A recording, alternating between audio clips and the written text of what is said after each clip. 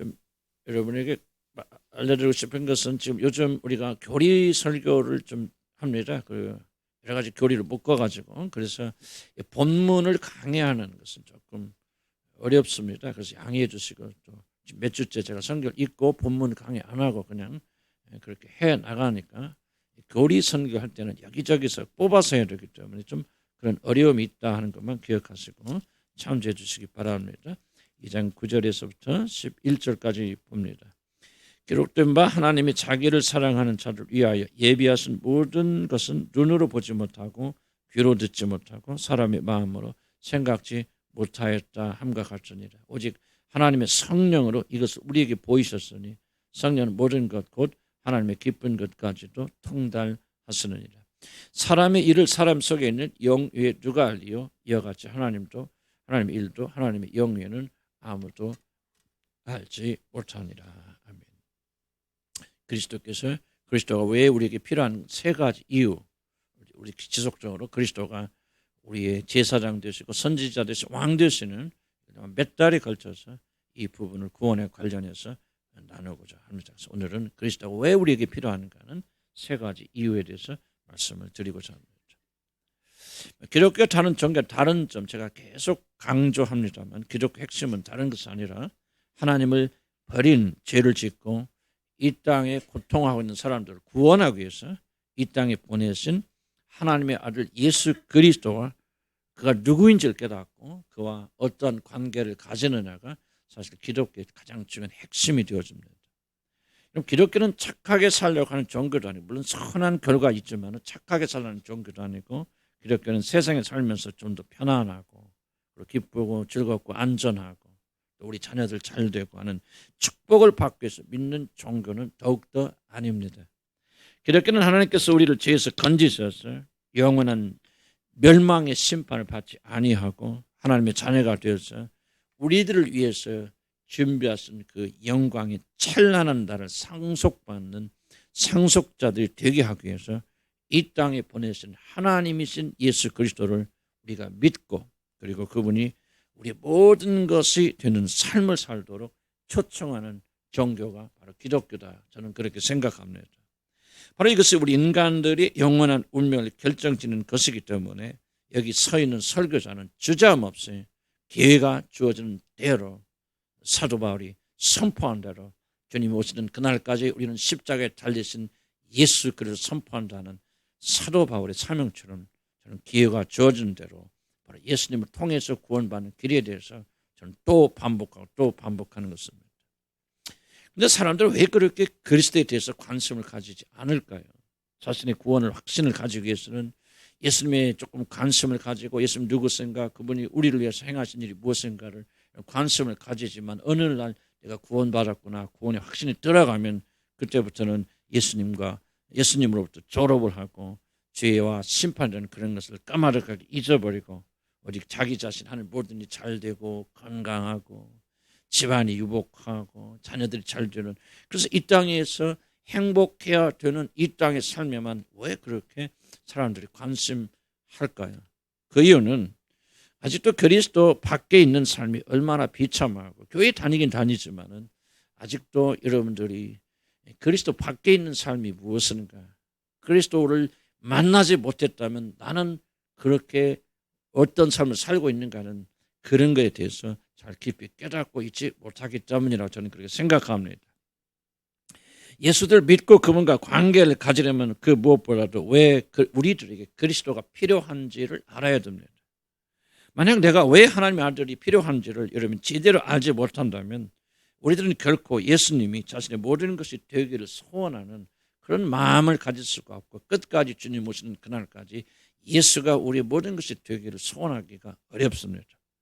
왜 우리에게는 예수 그리스도 즉 구원자가 필요하고 우리들이 구원을 받을 때뿐만이 아니라 우리가 이 세상에 살아가는 동안에도 구원을 받은 이후에도 우리 주님이 더욱더 필요합니다. 바로 그 이유는 죄라는 것 때문에 그렇습니다. 만약 죄가 없다면 우리는 주님이 그렇게 필요가 없죠. 죄라는 정말 강력한 파괴력을 가진 이 온 우주를 엉망진창으로 만드는 부정적인 힘이 아직도 우리 안에 그리고 이 세상 안에 강력하게 활동하고 있기 때문에 우리들은 절대적으로 오직 죄를 이기시고 다스릴 수 있는 하나님의 아들 예수 그리스도가 필요한 것입니다. 그럼 죄가 무엇입니까? 죄는 자신이 하나님이 없어도, 하나님 의지하지 않아도, 하나님께 복종하지 않아도, 하나님만 따라가지 않아도 내 스스로의 힘으로 얼마든지 잘 살 수 있는 그러한 존재라고 스스로 속기 때문에 하나님을 버리고, 종교적이 될 수도 있고 교인은 다닐 수 있겠지만 하나님을 내 마음의 중심에서 내어다 버리고 내 멋대로 살려고 하는 것, 바로 이것이 죄라고 성경은 우리에게 가르쳐주고 있습니다. 죄는 윤리적 도덕적 실패가 아닙니다. 저는 그래서 기독교를 윤리하는 사람들 저는 가장 증오합니다.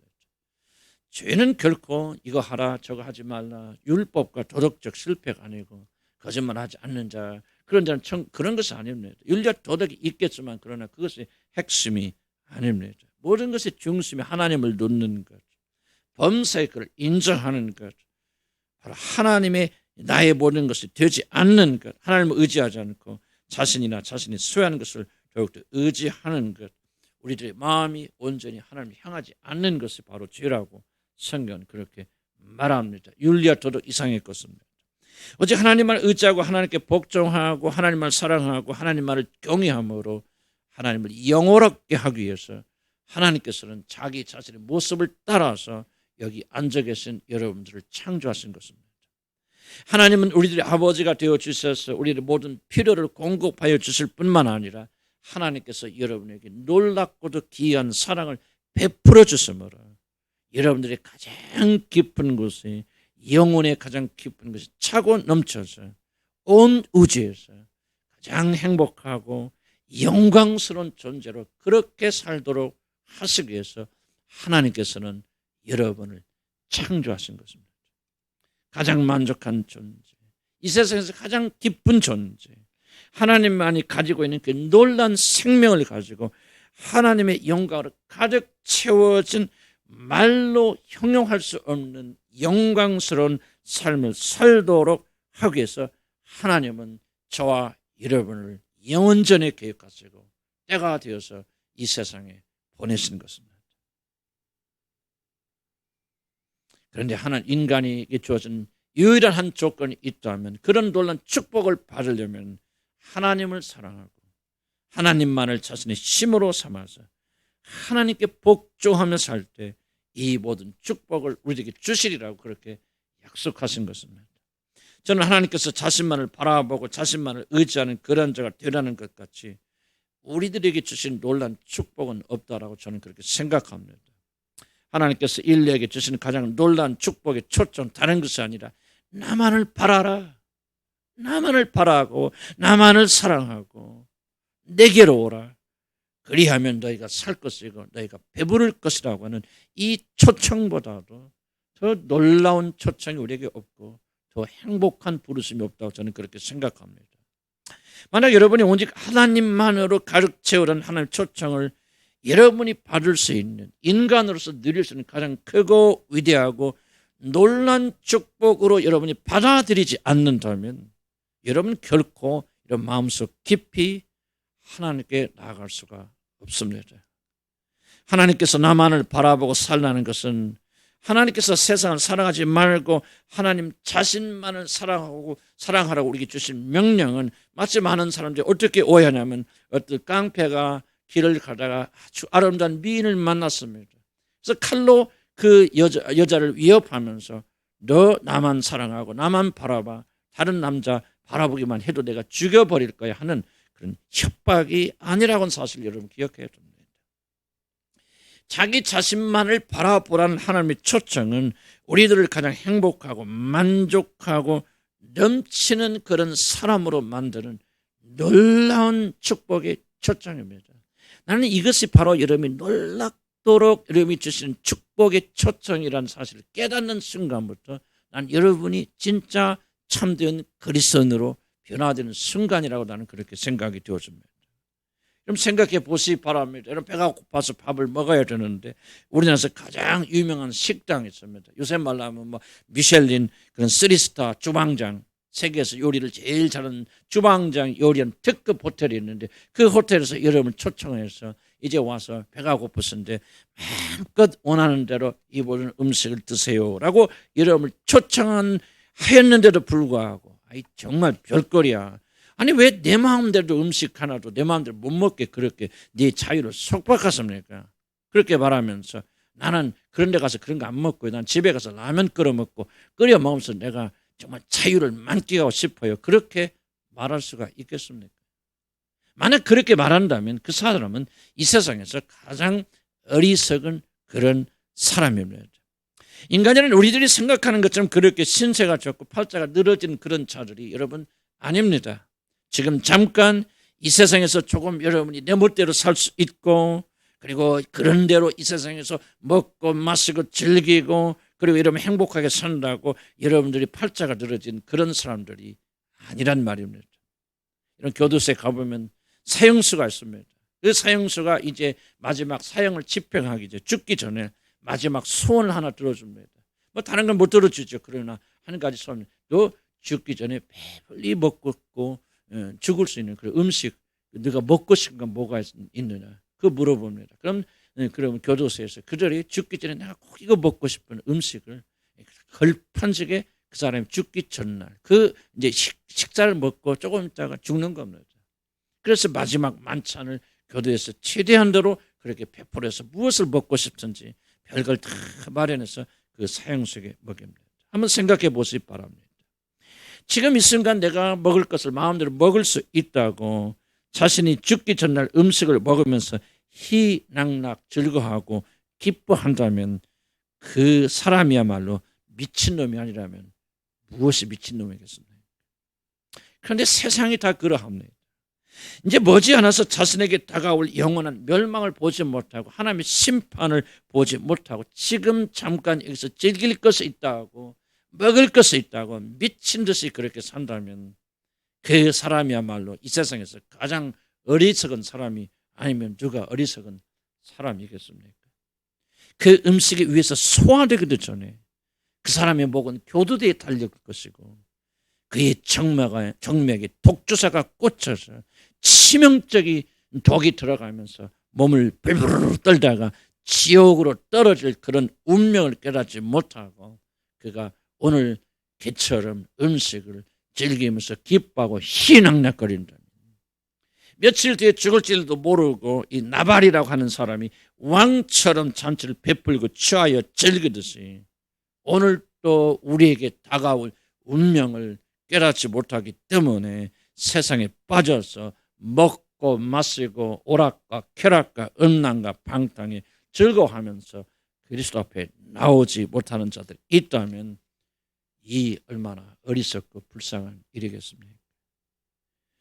모든 사람이 죄를 범하였음에 하나님의 영광에 이르지 못하더니 로마서 3장 23절에 말합니다. 모든 사람이 죄를 짓고 다 하나님을 떠나갔기 때문에 이렇게 세상에 주는 쾌락에 빠져 있기 때문에 바로 하나님께서 그 사람이 주신 모든 영광을 다 빼앗기고 비참하게 살면서 마지막 사형수들에게 주는 만찬을 즐기고 있는 바로 이것이 오늘날 그리스도를 떠난 현대인들의 비참한 모습이 아니겠습니까? 만약 저와 여러분도 하나님을 만나지 못하고 예수를 만나지 못했다면 우리들도 이와 똑같은 비참한 그런 삶을 아직도 살고 있지 않겠습니까? 인간의 모든 비극은 우리 자유롭게 살기 위하여 하나님을 떠난 모든 자들이 저지른 죄 때문에 일어나는 것입니다. 다른 것이 아니라 바로 죄가 하나님이 우리에게 보여주신 모든 축복을 빼앗아 버리고 바로 죄 때문에 우리 인간은 이렇게 비참하게 멸망으로 향하여 내려가고 있는 것입니다. 아무리 좋은 수원지가 있었어요. 거기에는 우리들의 목마름을 해결해 줄 물이 찰랑찰랑 흘러 넘쳐도 수원지와 여러분 집 사이를 이어지는 파이프가 연결되어 있지 않으면 그 사람은 죽게 됩니다. 여러분 인도에 가면요 자이푸르라고 하는 그런 옛날 고도시가 있습니다. 아주 웅장하고 엄청난 큰 성이 그 높은 언덕 위에 있습니다. 정말 규모가 정말 대단합니다. 어떻게 옛날에 이런 성을 지었을까 정도로 규모가 대단합니다. 밑에서 끝까지 올라가면 걸어가려면 좀 힘들어요. 그래서 코끼리를 타고 올라가기도 하고 차를 타고 올라가기도 합니다.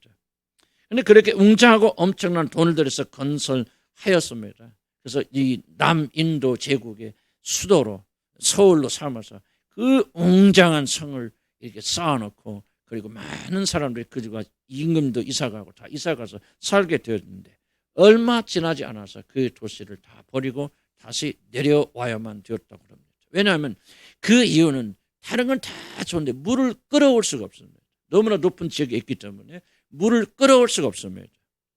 그래서 빗물만을 사용했는데 사람들의 인구가 많이 늘어나게 되고 또 가뭄이 드니까 빗물을 더 이상 감당할 수가 없어서 결국은 그 웅장한 도시를 버리고 이들이 다시 다른 곳으로 옮겨갔다고 그렇게 말합니다. 죄는 생수의 근원이신 하나님과 그 물이 필요한 낯 사이를 끊어내는 역할을 합니다. 그래서 우리를 살리는 모든 것들이 나에게 건너올 수가 없습니다. 내 멋대로 내가 원하는 대로 내 힘으로 살겠다고 하나님을 떠난 것을 가리켜서 예레미야서 2장 13절에서는 생수의 근원을 버린 아주 어리석은 일이라고 그렇게 성경은 말합니다. 사람들이 생수의 근원이신 하나님을 버리니 모든 것이 마르고 모든 것이 가물고 모든 것이 힘들고 그렇게 힘들게 살다가 마지막에는 심판을 받아서 영원한 지옥에 던져지게 되었습니다. 그러다가 그런 사람들이 주님을 만나게 되면 끊어진 파이프는 다시 연결이 되어서 하나님 안에 있는 모든 생명이 나에게 넘치게 주어지는 것입니다. 그러나 죄는 하나님과 나사를 이어주는 이미 존재하는 파이프를 끊어내버리고 막아버립니다.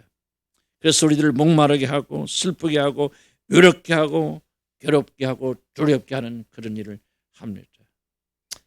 사랑하는 성도 여러분, 우리들이 죄를 지으면 우리는 죽습니다. 하나님으로부터 오는 모든 좋은 것들, 우리들에게 생명을 주는 모든 것들이 죄를 지으면 다 끊어지고 여러분의 인생은 메마르게 되어집니다. 죄는 우리의 영원한 원수이고 우리 안에 있는 모든 선한 것들을 다 부숴버리는 핵폭탄이고 하나님으로부터 오는 모든 선한 것들을 다 말라버리게 하는 기근이 바로 죄입니다. 그러나 사람들은 이것을 모릅니다. 교회 다녀도 이것을 인정하지 못합니다. 죄로 인해서 사람들은 저적 가운데 있지만은 어둠에 갇힌 사람들은 자신의 진정한 문제가 하나님과 끊어졌기 때문이라는 사실을 인정하지 못하고 알지 못합니다. 환경 때문에 그렇다고 말합니다. 무엇인가 내가 가지지 못해서 그렇다고 말합니다. 병들어서 그런다고 말하지 하나님과 나 사이가 가로막혀서 하나님부터 그 좋은 선한 것들이 오지 못하고 있다는 사실을 인정할 수가 없습니다. 고린도전서 9장 10절 오늘 읽은 본문에 그래서 이렇게 말합니다. 하나님의 성령으로 이것을 보이셨으니 죄의 비밀은 오직 하나님의 성령만이 보여줄 수 있는 숨겨진 비밀이라는 뜻입니다. 하나님의 성령만이 우리들 안에 있는 각자의 영의 이 죄에 대한 비밀을 보여주셔서 여러분이 죄인이라는 사실을 깨닫게 되고 여러분이 그리스도 밖에 있는 나의 운명이 저주 가운데 있다는 사실을 오직 하나님의 성령만이 여러분을 깨닫게 하실 수 있다는 말씀입니다. 사람들이 구원을 받으려면 하나님의 비밀이신 그리스도께 나오려면 그 무엇보다도 먼저 여러분의 마음에 여러분의 양심에 여러분의 영혼에 하나님의 성령께서 바로 죄에 대한 비밀, 죄로 인해서 여러분이 저주 가운데 있다는 사실을 깊이 깨닫도록 도와주셔야 됩니다. 제가 죄에 대해서 여러분 그렇게 강조하고 매달리는 이유가 있습니다. 여러분 어떤 분들은 듣기 싫어하실 줄 압니다. 죄에 대해서 언급하는 거 여러분 귀를 막아버리고 싶은 마음이 있고 그것 때문에 우리 길을 떠나고 싶은 사람들도 있을 것입니다. 그런데 왜 제가 죄에 대해서 그렇게 말합니까? 제가 목회를 하면서 그리고 구원에 대해서 복음에 대해서 관심을 가지면서 스스로 발견한 것은 죄에 대해서 성령께서 여러분의 영혼에 확증시켜 주시는 성령의 확신이 없으면 그 사람은 결코 올바른 방식으로 그리스도를 찾지 않는다는 것을 제가 발견했기 때문에 그렇습니다. 돈을 위해서는, 건강을 위해서는, 행복을 위해서는, 여러분 가정의 안정을 위해서는, 그리고 여러분의 자녀의 축복을 위해서는 그들이 그리스도를 찾을 수 있지만 그들은 결코 자기 자신의 영혼을 구원하기 위해서는 그리스도를 찾을 수가 없습니다. 오직 죄에 대해서 확증되어진 사람들만 그들이 참된 믿음을 가지고 주님께 나오는 것을 발견하였습니다. 한번 생각해 보시기 바랍니다. 예수 그리스도 누구십니까? 물론 하나님이시고 하나님의 아들 있습니다. 그러나 예수 그리스도는 무엇을 위하여 이 땅에 내려오셨습니까? 마태복음 1장 21절에 이렇게 말합니다. 아들을 낳으리니 그 이름을 예수라 하라. 이는 그가 자기 백성을 그들의 죄에서 구원하실 자입니다. 그렇습니다. 예수는 바로 자기 백성을 죄에서 건지시기 위해서 이 땅에 내려오신 하나님이십니다. 왜 하나님께서 이 땅에 사람의 몸을 입고 내려오셨습니까? 하나님은 죄인을 구하러 이 땅에 사람으로 내려오신 것입니다. 그렇기 때문에 죄와 예수 그리스도는 동전의 앞면과 뒷면과 같습니다. 죄를 빼면 예수를 여러분 알 길이 없고 예수를 말하지 않으면 그 사람은 결코 죄의 문제를 해결할 수가 없습니다. 제가 죄에 대해서 자주 언급하는 것은 죄 자체를 말하기 위해서가 아니라 여러분을 괴롭게 하기 위해서가 아니라 그것이 목적이 아니라 우리를 구하러 오신 영원하신 하나님의 아들 예수 그리스도를 여러분에게 올바로 소개하기 위해서 그렇습니다. 제가 말하고자 하는 중요한 요지가 이것입니다. 죄가 무엇인지 그리고 죄가 어떤 일을 하는지를 여러분이 알지 못한다면 우리는 결코 예수 그리스도가 누구신지 무엇 때문에 이 땅에 내려오셔서 무엇을 하셨는지를 머리 지식 외에는 마음 깊은 것으로 도무지 알 수가 없다는 사실입니다. 그리스도를 알려면 먼저 죄를 알아야 됩니다. 왜냐하면 우리 주 예수 그리스도는 그 죄를 해결하기 위해서 이 땅에 내려오신 다른 목적이 아니라 죄의 문제를 해결하기 위해서 내려오신 하나님이시기 때문에 그렇습니다. 그래서 저는 앞으로 몇 달 동안 선지자로서 예수 그리스도, 왕으로서 예수 그리스도, 그리고 제사장으로서 예수 그리스도를 여러분에게 소개하고 나눌 것입니다. 이것이 바로 예수 그리스도의 삼중직입니다. 즉 하나님의 아들께서 이 땅에 내려오셔서 저와 여러분을 구원하기 위해서 하신 세 가지 중요한 일, 이걸 가리켜서 그리스도의 삼중직이라고 말합니다. 그런데 이것을 이해하려면 우리들은 먼저 제가 저와 여러분들에게 미친 삼중적 영향, 삼중적 저주를 여러분 이해를 하셔야 됩니다. 왜냐하면 그리스도는 바로 이 죄로 인하여 모든 인간들에게 임한 이 삼중 저주로부터 여러분을 해방시키기 위해서 이 땅에 내려오셨기 때문입니다. 우리들이 죄의 이 삼중 저주를 이해하지 못한다면 우리는 결코 그리스도를 올바로 이해할 수 없고 그리고 기독교에 관한 구원에 관한 가장 중요한 것을 여러분 놓치게 되어집니다. 저는 여러분이 이 중요한 것을 놓치지 않기를 나는 주님의 이름으로 간절히 축복합니다. 이미 구원을 받은 하나님의 자녀들 이 진리를 깨닫고 알게 되어질 때 여러분은 그리스도를 더욱더 사모하게 되고 더욱더 사모하는 만큼 여러분 그리스도와 하나가 되어지고 그리스도가 하나가 되어진 만큼 여러분 승리하는 삶을 살 수가 있습니다. 아담과 이브가 하나님을 떠났을 때 죄가 아담과 이브와 그리고 그들의 모든 후손들에게 들어왔다는 사실 여러분 잘 아십니다. 그리고 그 죄는 모든 자들 안에서 강력하게 역사해서 다음과 같은 삼중적 저주를 만들어냅니다. 그것이 무엇입니까? 첫째로 죄가 들어오면 그건 무엇보다도 하나님을 알지 못하게 됩니다. 굉장히 중요한 이야기입니다. 죄의 가장 큰 두려움은 부작용은 죄인들로 하여금 하나님을 부인하게 만들고 하나님을 무시하게 만들고 하나님에 관한 모든 걸 왜곡하게 만드는 것, 이것이 죄의 가장 중요하고도 치명적인 문제입니다. 이것이 죄인들에게 일어나는 첫 번째 일이고 어쩌면 죄의 가장 치명적인 독이라고 저는 그렇게 생각합니다. 죄가 들어오면 하나님 아는 모든 지식이 송두리째 파괴가 되어지고 그렇기 때문에 죄를 지은 인간들은 하나님을 알 수도 없고 그 결과 하나님 알지 못하기 하나님께 나가지 못할 뿐만 아니라 하나님께 나간다 할지라도 올바른 지식에 근거하지 않고 잘못된 방식으로 하나님이 아는 엉뚱한 잘못된 우상들에 나가는 일들이 허다합니다. 왜 죄는 그 무엇보다도 하나님 아는 모든 지식을 파괴합니까? 사람이란 존재는 혼과 영과 육을 가지고 있다는 사실입니다. 하나님께서 사람에게 영을 주신 이유는 바로 그 영을 통해서 우리들이 하나님 알고 그리고 하나님과 관계를 가지고 하나님과 교통하기 위해서 하나님께서 우리에게 영혼이라는 것을 주셨습니다. 하나님께서 동물들에게 영혼을 주시지 않은 것은 하나님이 동물들 사랑하시지만은 그러나 그 동물들과 깊은 관계를 가지기를 원치 않기 때문에 동물들에게는 영혼을 주시지 않은 것입니다. 그러나 사람들에게는 하나님께 영을 주셨는데 우리는 이 영을 통하여서 하나님을 알게 되고 하나님을 믿게 되고 그래서 하나님과 깊은 교제를 나눌 수가 있는 것입니다. 그런데 죄는 뭐라고 말하냐? 바로 이 영혼의 죽음을 가져오는 것이 죄라고 말합니다. 로마서 6장 33절에 이렇게 말합니다. 죄의 삭은 사망이라 말합니다. 로마서 7장 13절에 나를 죽인 것은 죄라고 이렇게 고백합니다. 요한일서 5장 16절에 죽음에 이르게 하는 것은 죄라고 그렇게 말합니다. 죄를 지으면 이와 같이 우리 죄를 지은 사람들에게 사망, 즉 영적 죽음이 우리에게 제일 먼저 온다는 사실입니다. 죽음이라는 것은 단지 죽어서 사람이 없어지는 것이 죽음이 아닙니다. 영적으로 죽으면은 그 사람은 더 이상 하나님을 알 수가 없고 하나님과 관계할 수 없는 무능력자가 된다는 뜻입니다. 윤리적 도덕적으로 헐반한 사람이 되어져서 사람에게 칭찬받는 사람이 된다 할지라도 영적으로 죽는 자들은 결코 그들은 하나님을 알 수 없고 하나님과 관계할 수 없고 하나님을 사랑할 수 없는 절대적 무능력에 빠지게 되어집니다. 에베소 2장 5절은 우리 인간들을 가리켜서 하물로 죽은 자들이라 그렇게 말하고 있지 않습니까? 죄를 지어서 영적으로 죽었기에 하나님을 알지 못합니다. 이해하지 못합니다. 하나님의 길이 그들에게 막혀 있습니다. 하나님의 길이 그들에게는 오리무중입니다. 자기 신의 의식 속에서 하나님을 깨달을 수가 없습니다.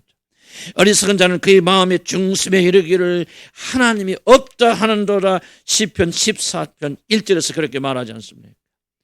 마음의 중심이 무엇입니까? 그 사람이 영을 말하는 것입니다. 사람들이 죄를 지으면 그 사람의 중심이 하나님을 알 수 없고 인정할 수 없게 된다는 그런 사실입니다.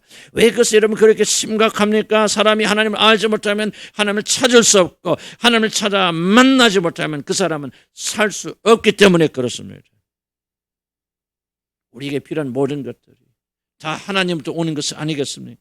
특별히 좋은 것들, 우리가 생명을 주는 것들은 다 위로부터 내려오지 않습니까? 그래서 야고보서 1장 17절에 온갖 좋은 은사와 온전한 선물이 다 위로부터 빛들의 아버지께로부터 내려오나니 그렇게 기록하고 있습니다.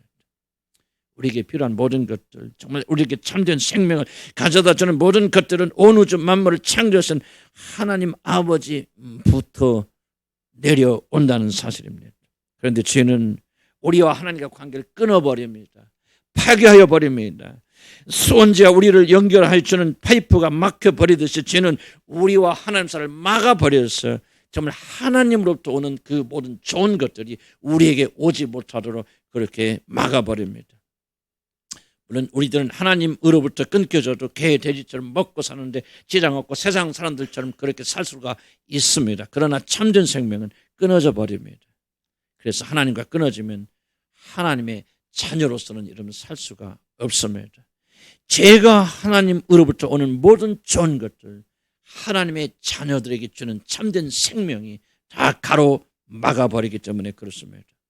영이 죽은 자들은 살아계신 하나님을 알 수도 없고 하나님을 알지 못하니 하나님께 나아가지 못하고 하나님께 나아가지 못하니 하나님과 관계를 가지지 못하는 바로 이 비극이 죄가 만든 가장 크고 중대한 저주입니다. 여러분 이 자리에 나왔다고 여러분이 하나님께 나갔다고 그렇게 착각하지 않기를 나는 바랍니다. 여러분이 예수를 믿고 여러분이 교회에 다니고 정기적으로 출석한다고 해서 여러분이 하나님과 살아있는 관계에서 있다고는 착각은 하지 않기를 나는 주의 이름으로 간절히 축복합니다. 하나님이 우리 안에 살아계셔요. 그 하나님 우리 안에 역사하여 주세요. 그 하나님께서 오늘 또 우리들에게 우리 모든 필요를 공급하여 주세요. 특별히 믿음과 사랑과 성령의 충만함으로 공급해 주시는 그런 것이 없다면 지금 여러분과 하나님 사이는 가로막혀 있다는 사실을 결코 잊어서는 안 됩니다. 이것이 바로 죄가 만든 첫 번째 가장 크고 중대한 저주입니다. 죄를 짓고 하나님을 떠난 인간의 죄로 인한 두 번째 심각한 결과 저주는 죄를 지은 모든 자들은 자신의 죄에 대한 책임을 반드시 져야 한다는 사실입니다. 죄를 지으면 그냥 끝나는 것이 아니라 반드시 그 죄에 대한 책임이 따라옵니다. 한번 생각해 보시기 바랍니다. 험악하고 무질서한 이 세상도 죄를 지으면 반드시 교도소에 가서 그 대가를 치르게 만들고 그 죄가 심할 때는 사형 선고를 내려서 아주 악한 사람을 죽여버리지 않습니까? 세상도 정의를 지키기 위해서 죄를 저지른 자들 반드시 처벌하는데 하물며 의의 왕이시고 공의가 보좌의 기초가 된 하나님의 나라 그 거룩하신 하나님께서 죄를 지은 자들 어찌 그냥 버려 두실 수가 있겠습니까? 죄를 짓고도 죄의 결과 없다고 믿는 사람들은 아이를 임신하고도 나는 남자와 잠자리를 한 적이 없다고 우기는 어리석은 여자와 똑같습니다. 아닙니다. 해가 동에서 떠서 서쪽으로 지는 것을 그 누구도 부인할 수 없듯이 하나님께서 인간들의 죄를 반드시 심판하신다는 사실은 아무도 그 무엇도 결코 부인할 수 없는 진리 중에 진리입니다. 우리들이 작은 손바닥으로 하늘을 가릴 수 없듯이 우리들이 아무리 하나님의 심판을 부인하여도 하나님의 어려운 심판이 결코 사라질 수 있는 것이 아닙니다. 한번 죽는 것은 사람에게 정해 주신 이치이고 그 후에는 심판이 있을 거라고 히브리서 9장 27절에 그렇게 선언하고 있습니다. 성경 66권은 하나님의 심판된 경고로 가득 차 있습니다. 죄를 지으면 반드시 대가가 있고 죄를 지으면 반드시 죽고 멸망에 이르게 되었습니다. 그런데 죽는다는 말은 그냥 사람이 나이를 들어서 죽게 된다는 그런 뜻이 아닙니다. 하나님의 심판을 받고 그 죄에 합당한 모든 처벌을 반드시 받게 된다는 말입니다. 그리고 그 처벌의 끝은 하나님이 타락한 천사들 위하여 준비하신 영원한 지옥에 영원토록 던져지는 것입니다. 사람들은 지옥에 대해 말하는 것을 싫어합니다. 더 긍정적이고 더 좋은 거. 왜 교회 가면 막 축복받고 건강하고 막 그런 긍정적을 이야기하지 않고 왜 그렇게 우울하게 그렇게 이러면 지옥에 대해서 말하고 죄에 대해서 말 안 하고 그렇게 말합니다. 하나님은 사랑의 하나님이기 때문에 우리를 지옥에 보내지 않는다고 그렇게 말합니다. 속지 마시기 바랍니다. 하나님은 사랑이시기 때문에 여러분을 지옥에서 건져주시기를 원하시는 것이죠. 하나님은 의롭고 공의로우신 하나님이기 때문에 결코 지옥을 없앨 수 없는 분이고 반드시 죄를 지은 자를 그곳에 보냈습니다. 그러나 하나님께서 저와 여러분을 사랑하시사 오늘도 우리가 회개하고 주님께 돌아와서 이 지옥에서 해방되기를 원하시는 것, 이것이 바로 사랑입니다. 그러나 많은 사람들은 알지만 회개하고 하나님께 나오기를 원치 않기 때문에 그들은 죄에 대해서 말하는 것을 싫어하고 지옥에 대해서 말하는 자들을 미워합니다. 지옥은 리얼리티입니다. 실존한 장소고 하나님의 심판을 그 누구도 옮겨놓을 수 없는 하나님께서 친히 세우신 영원한 계획입니다. 말씀의 1.1억도 천지는 없어져도 말씀의 1.1억도 없어지지 아니할 것이고 그리고 성경에 기록된 하나님의 심판과 지옥은 천지가 없어져도 영원토록 존속할 것입니다. 그래서 마지막 심판이 얼마나 무서울지 이사야 선지자는 마지막 심판을 이렇게 기록하고 있습니다. 세상 사람들아 들어라. 공포와 함정과 덫이 너희를 기다리고 있다. 공포를 피하려고 하는 자는 함정에 빠질 것이며 함정에서 올라오는 자는 덫에 걸릴 것이다. 하늘에서 폭우가 쏟아지고 땅의 기초가 흔들릴 것이며 땅이 깨어지고 갈라져 진동하여 마치 술 취한 사람처럼 비틀거리고 폭풍 속의 오르막처럼 흔들거릴 것이다. 세상의 죄악에 짓눌리고 있으니 쓰러져 다시는 일어나지 못할 것이라. 이사야 선지자는 앞으로 예수 그리스도에 오셔서 이 세상을 심판하실 때 일어날 무서움을 이렇게 경고하고 있는 것입니다. 하나님께서 장차 내리실 심판은 사람뿐만 아니라 온 우주에 내리시는 무서운 심판이 될 것입니다. 사단을 비롯하여 타락한 천사들도 모두 다 무서운 심판을 반드시 받게 됩니다. 사랑하는 성도 여러분, 난 주님의 사랑으로 여러분의 간곡하게 부탁합니다. 성경의 경고를 무시하고 멸시하지 않기를 난 주님을 간절히 기원합니다. 하나님께서 반드시 죄인들을 심판하십니다. 그리고 거기서 벗어날 수 있는 사람은 여러분이 아무리 부인한다 할지라도 거기서 벗어날 수 있는 사람은 이 세상에 단 한 명도 없습니다. 바로 이것이 죄를 지은 모든 인간들의 두 번째 저주입니다. 이제 마지막으로 세 번째, 죄를 짓고 하나님을 배반한 자들이 비참한 운명은 죄를 지은 자들은 사단과 세상과 그리고 자신 스스로에게 사로잡혀 노예처럼 살게 된다고 하는 사실입니다. 그럼 인간이 가장 원하는 것이 있다면 다른 것이 아니라 바로 자유라는 것입니다. 자신이 원하는 대로 마음대로 하고 싶은 마음, 살고 싶은 마음이야말로 인간이 가지고 있는 가장 큰 소원, 인간의 특성이 아닌가 저는 그렇게 생각합니다. 자녀들은 부모로부터 자유롭게 되기를 바라고, 학생들은 선생들로부터 자유롭게 되기를 바라고, 교인들은 또 목사로부터 자유롭게 되기를 소원합니다. 사실 인간이 하나님을 배반하고 떠나간 이유도 다른 것이 아니라 자유롭게 살기 위해서가 아니겠습니까? 남편은 아내로부터, 아내는 남편으로부터 자유롭게 되기를 바랍니다. 그래서 우리가 이혼도 합니다. 하나님이 이래라 저래라 하는 대로 사는 것에 숨이 막힌다. 내 마음대로 살고 싶다. 그래서 아담과 이브는 하나님을 떠나갔습니다. 무엇인가 자유가 제한되고 자기 하고 싶은 대로 하지 못하면 숨이 막히는 것이 인간입니다. 그래서 무엇인가 자신의 자유를 제한하는 것이 있다면 사람들은 일어나서 자유를 찾기 위해서 저항합니다. 지금 미얀마라고 하는 그 나라에서 일어나는 유혈 사태를 보시기 바랍니다. 하루에 수십 명이 총에 맞아 죽어도 그들이 굴하지 아니하고 지금도 일어나서 정부에 대항하고 있는 것은 오직 하나, 자유를 달라는 것입니다. 사람들은 자유를 빼앗기면 모든 것이 잃는다고 생각하고 자유를 속박한다고 믿어지는 사람들을 저항하고 그들을 대항합니다.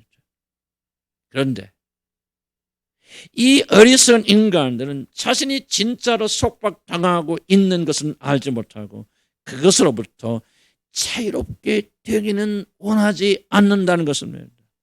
죄로 인해서 사람들의 영혼이 죽어버리니까 자신이 진짜 문제가 무엇인가를 그들이 보지 못하고 눈에 보이는 자유만을 위해서 투쟁하지, 보이지 않지만 정말 중요하고 영원토록 지속되는 속박으로부터 사람들이 자유롭게 되기를 원치 않는다는 사실, 이것이 바로 죄가 가져다는 세 번째 무서운 저주입니다. 도대체 인간은 무엇에 묶여 있습니까? 성경 죄를 지면 죄의 종이 된다 그렇게 말하지 않습니까? 요한복음 8장 34절에 예수께서 대답하실 때 진실로 진실로 너에게 이르노니 죄를 범하는 바마다 죄의 종이라. 또 이렇게 말합니다. 너희는 본래 죄의 종이었더니. 로마서 6장 17절에 이렇게 말합니다. 너희 자신을 종으로 내주어 누구에게 순종하든지 그 순종함을 받는 자의 종이 되는 줄을 너희가 알지 못하느냐. 사단에게 속아 죄를 짓는 순간 아담과 이브는 사단의 종이 되었고 죄의 노예가 되어졌습니다. 그래서 일평생 사단이 시키는 대로 하였고 죄가 이끄는 대로 그들을 끌려갔습니다. 하나님 간섭받지 않고 하나님을 떠나는 순간 그 사람은 자유인이 된 것이 아니라 종이 되고 노예가 되었습니다. 그런데 무서운 것은 우리들을 노예로 사로잡고 있는 존재는 이 세상의 그 어떤 것으로도 결코 제압할 수 있는 없는 어둠의 왕자, 이 세상의 임금이라고 하는 사실입니다. 저도 그렇지만 때때로 여러분 바라보면서 얼마나 저 사람들이 묶여 있는지를 바라봅니다. 헤어나지 못합니다. 왜? 우리를 사로잡고 있는 것은 사탄이라는 강력한 그런 존재들이기 때문에 그렇습니다. 제가 젊었을 때 들었던 노래 가사가 생각납니다. 학생 때인지 젊었을 때인지 이런 노래 참 들었습니다. 참 바보처럼 살았네요. 그런 노래가 있었습니다.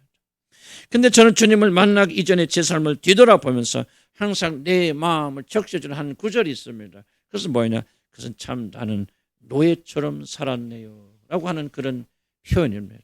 분노, 시기, 질투, 가정 불화 뭐 이런 거 생각하고 또 음란했던 그런 것들 과거를 되돌아보면서 저는 과거의 죄에 묶여서 이리저리 끌려다니는 그런 삶을 오랫동안 살았습니다.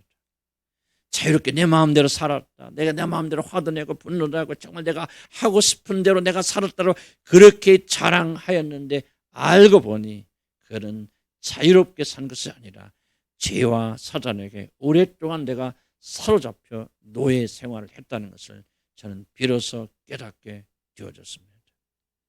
사랑하는 성도 여러분, 누구든지 하나님을 버리고 자유롭게 자신이 하고 싶은 대로 사는 사람은 결국 사단의 노예, 죄의 종으로 오랫동안 살게 됩니다.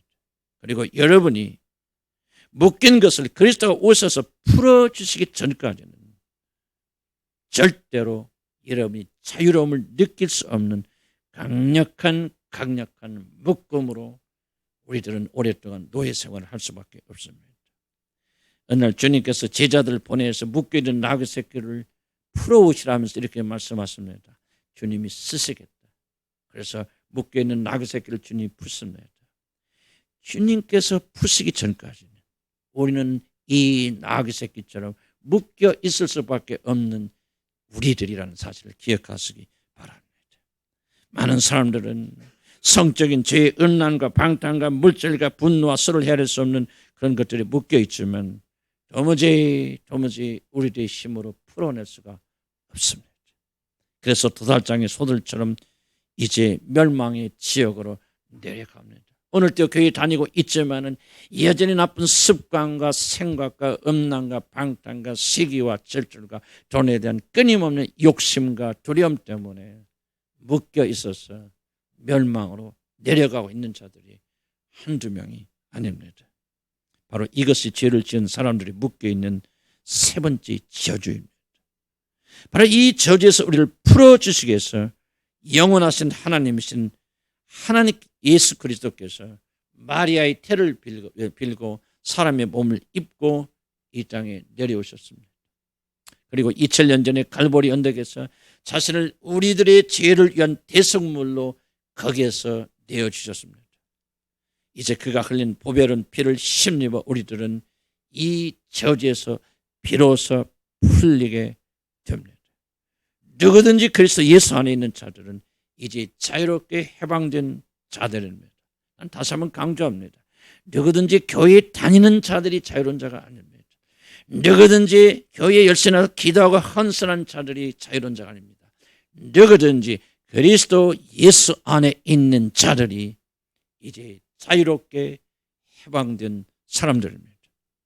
그러나 저와 여러분이 이 놀라운 자유를 참으로 누리려면 성령께서 우리들의 깊은 마음에 죄인인 인간들에게 임한 세 가지 저주에 대해서 깊이 깨닫도록 우리 마음을 축복해 주셔야 됩니다. 그렇지 않으면 우리가 그리스도를 믿긴 믿지만은 껍데기만 믿을 가능성이 많습니다. 여러분들이 진정으로 거듭났다면, 여러분이 진정으로 하나님의 자녀가 되어 구원을 받았다면 여러분이 이 저주에서 진정으로 해방되었을 것이고, 해방되었다면 그 누가 알려주지 않아도 여러분의 마음에는 감사와 감격으로 가득 차게 되어지고 예수 그리스도에 대한 열정이 넘치게 됩니다. 왜냐하면 그 사람은 진짜 사형 선고를 받아서 형 집행이 될 것만을 기다리던 그런 자리에서 참으로 해방됨을 그런 몸으로 직접 체험하기 때문에 그렇습니다. 여러분이 구원을 받았든 아직 받지 못하였던 우리들이 그리스도를 알기 전에 반드시 먼저 알아야 하는 것은 바로 우리들에게 그리스도가 반드시 필요한 이유입니다.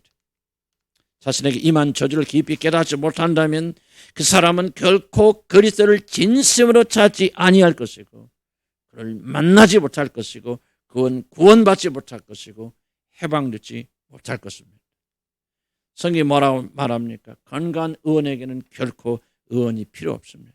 내가 병들었다고 생각하지 않는 사람, 내가 이 저주 가운데 있다고 믿어지지 않는 사람은 결코 예수님께 나올 수가 없다는 사실입니다.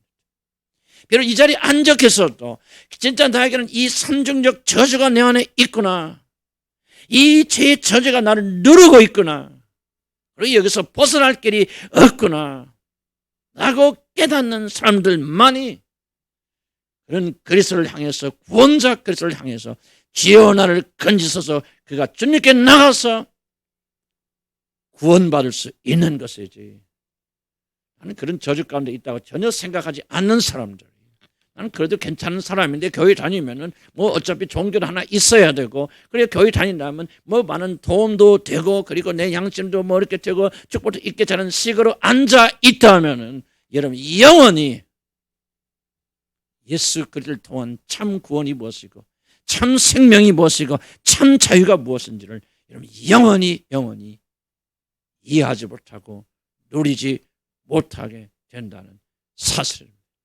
그래서 저는 여기 있는 설교자는 애타는 마음으로 여러분 선포하고 기도하는 것입니다. 그리스도를 만나려면은 그리스도의 삼중직 의해서 여러분이 자유함을 누리려면은 우리는 먼저 삼중적 저주, 하나님을 알지 못하고 하나님과 떨어져 있고 하나님과 막혀 있는 그런 상태에 있다는 사실, 그리고 나는 죄로 인해서 영원한 지옥 형벌에 들어갈 수밖에 없다고 하는 사실,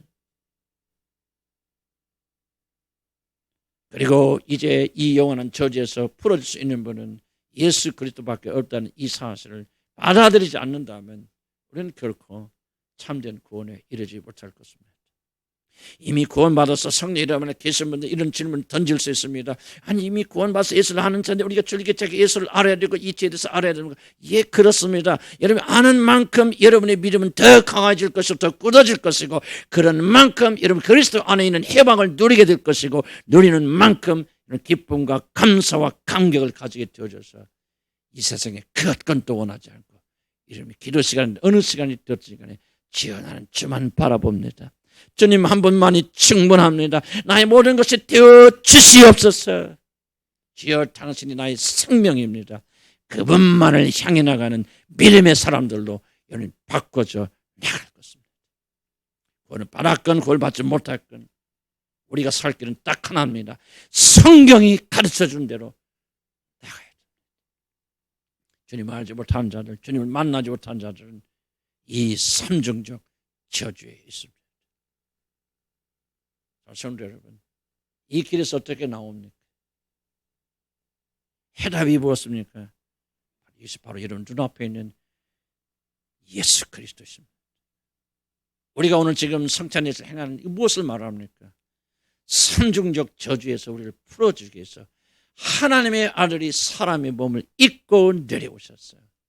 갈보리 언덕에서 보별은 피를 흘려 주심으로 누구든지 그를 믿는 자들에는 이 삼중적 저주에서 영원히 해방된다고는 놀란 축복을 선포하셨을 뿐만 아니라 자기 자신의 죽음을 통해서 이루어지신 일이 아니겠습니까? 우리는 예수의 몸을 상징하는 떡을 먹고 예수의 피를 상징하는 이 잔을 마실 때마다 인간들의 영원한 저주에서 풀어진 그분을 먹고 마시며 기념하며 내가 예수 그리스도 안에서 해방됐다는 사실을 누리며 즐거워하는 것입니다. 어쩌면 여기 대부분 여기 앉아 계신 분들은 이 삼중적 저주에서 해방된 분들인 줄 압니다. 우리는 더욱더 해방되어야 되고 더욱더 감격과 기쁨 속에 살아가야 돼요. 두렵고 떨리는 몸으로 마음으로 그분의 몸 앞에 나와서 그분을 먹고 마시므로 우리 안에 그분이 충만케 해주는 그런 역사의 길을 나는 주의 이름으로 간절히 축복합니다. 우리는 삼중적 저주에서 해방되었고 그리고 해방되어야 되고 그리고 놀라운 축복을 더욱더 깊이 누려서 우리 마음 안에는 예수 그리스도 위에는 해부터 바라지 않는 목마른 사슴이 시냇물을 찾아 주여 내 영혼이 주를 찾아 헤매나이다. 주여 나의 모든 것이 되어 주시옵소서. 기도하십시다. 그리스도를 통해서 주신 축복이 무엇인지를 알려면 우리는 어디에 묶여 있는지 어디서 잡혀 있는지 어떤 저주를 받았는지 깨달아야 되지 않겠습니까? 오늘 성령께서 이 말씀으로 우리 가운데 확증시켜 주셨어요. 그리스도 밖에 있는 자, 그리스도를 몰랐던 자, 교회 다니고 목사까지 하면서도 삼중적 저주에서 헤매지 못했던 그런 세월 속에서 우리 주 예수 그리스도의 보배로운 피로 건져주셨다는 이 감격 속에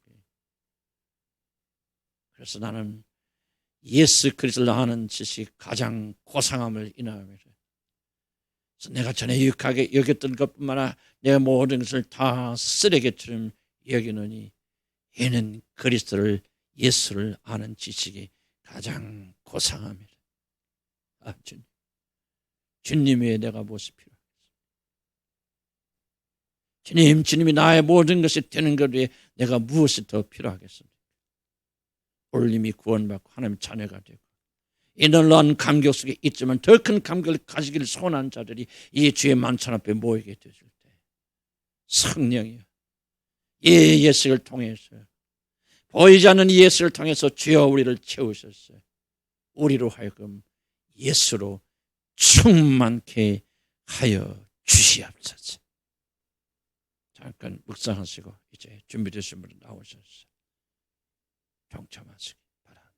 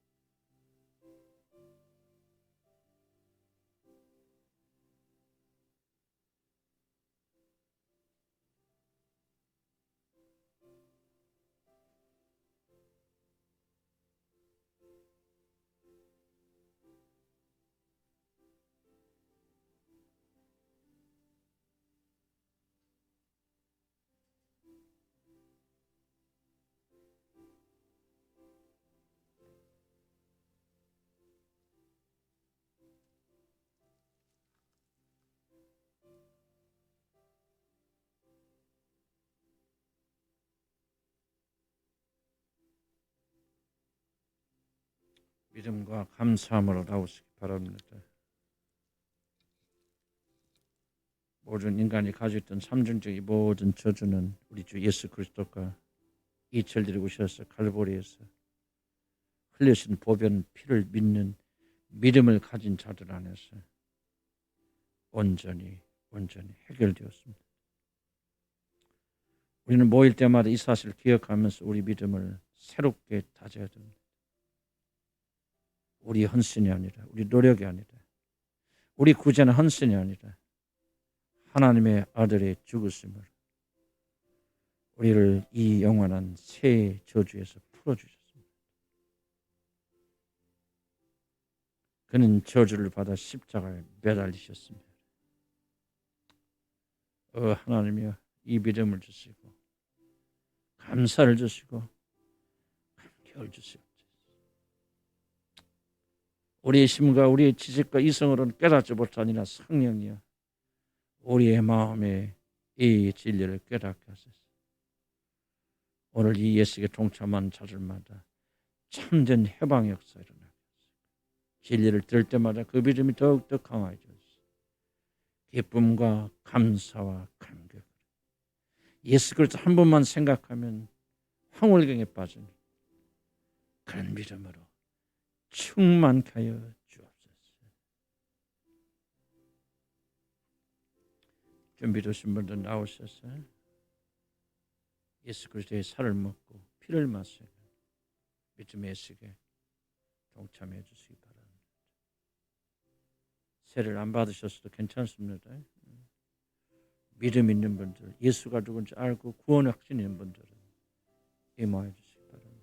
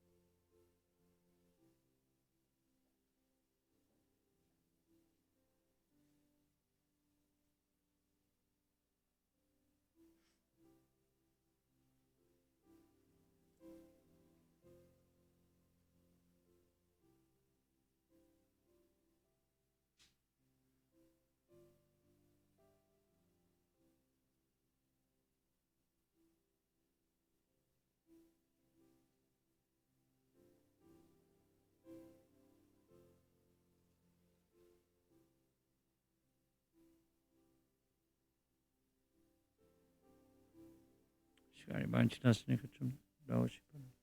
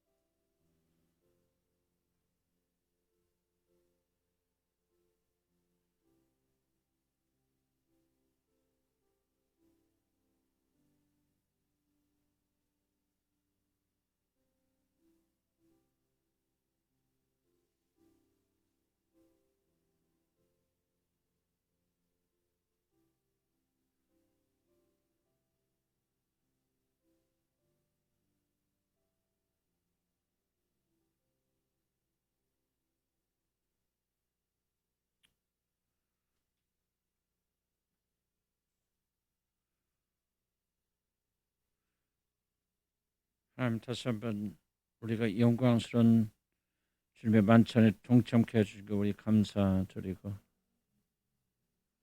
우리를 위해서 흘려주시고 우리에게 우리 몸을, 자신의 몸을 내어주신 주님의 은혜를 다시 한번 기억하면서 감사와 감격 속에 사는 죄를 되도록 도우시고 축복하여 주시옵소서. 단순한 예수가 아니라 우리는 다 이해하지 못하였다. 그리스도의 생명이 우리에게 주어졌음을 믿고 승리하도록 도옵소서. 예수님의 이름으로 기도합니다. 아멘. 자, 일어나 주님 가르친 기도 마치기 위해 마치.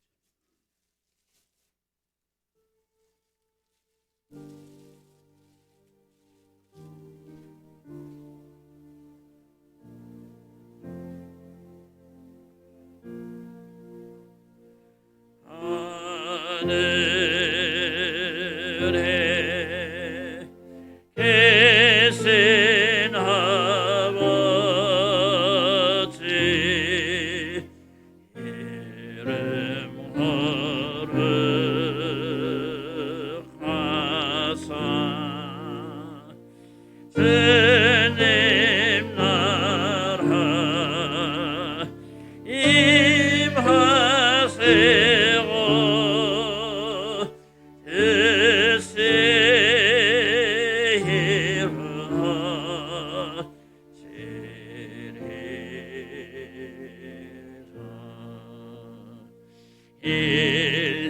일혀할 양식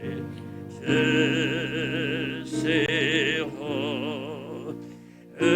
우리들의 큰 죄 용서하옵시며 또 시험에 들게 마시고 악에서 구원하소서. 대개 주의 나라 주의 권 영원 영원히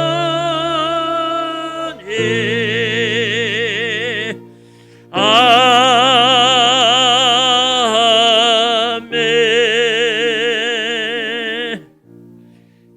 예수 그리스도의 놀라우신 사랑과 하나님 아버지의 극진하신 사랑과 성령님의 함께 하여 주시며 우리가 비록 전에는 삼중 저주 속에 갇혀 있었지만 예수 그리스도의 놀라운 보배로운 피로 해방되었음을 믿고 주님께 영광을 돌리며 살려고 노력하는 모든 자들의 머리마다 지금부터 이 나그네 같은 이 세상 길 다 마칠 때까지 그리고 그 영광에 들어가 우리 주님과 영원 무근토록 사는 그 시간까지 함께 하실지어다. 아멘.